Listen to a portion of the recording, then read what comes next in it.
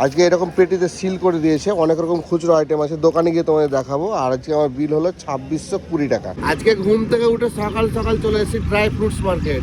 আর রাত্রে একটু বৃষ্টি হয়েছিল, এখন যা ওয়েদার ঠান্ডা আর কি বলবো।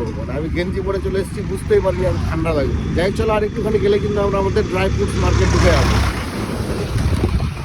কালকে ঝড়ের এতটাই দাপট ছিল, এত বড় একটা ব্যানারকে দেখো কি অবস্থা করেছে। রাত্রে কত বৃষ্টি হয়েছে বুঝতে পারছো, একদম ব্রিজের উপরেও জল জমে গেছে। ঝড় বৃষ্টি যা হবে হোক, আমি কিন্তু সবকিছু বাধা অতিক্রম করে এখন চলে এলাম ড্রাই ফ্রুটস মার্কেট। আজকে কার্টুন ভর্তি করে ড্রাই ফ্রুটস নিয়ে নিলাম। চলো দোকানে গিয়ে আনবক্সিং হবে আজকে।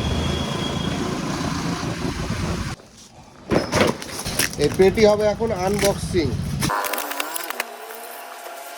এই হলো আজকের আমাদের ড্রাই ফ্রুট। কি কি আছে তোমাকে দেখাই। প্রথমে কাজু আছে, এগুলো 6 পিস কিনেছি আমি, 80 টাকা করে কেনা পড়েছে আমার। তারপরে কাঠবাদামও আছে, এগুলো 5 পিস নিয়েছি, এটাও 80 টাকা করে। আমি যে দামগুলো বলছি সমস্তটাই কিন্তু পাইকারি দাম। আর এখানে কোকো খেজুর আছে একটা, এটা খুব প্রিমিয়াম কোয়ালিটির খেজুর, এটা মাত্র 120 টাকা করে আমি কিনেছি। এখন দেখা যাক কত বিক্রি করা যায়। আর এটা হচ্ছে নৌকা খেজুর, এখন অনেক বেশি দাম ধরছে, 65 টাকা করে ওরাই ধরছে। এখন বিক্রি করবো কত সেটাই ভাবছি।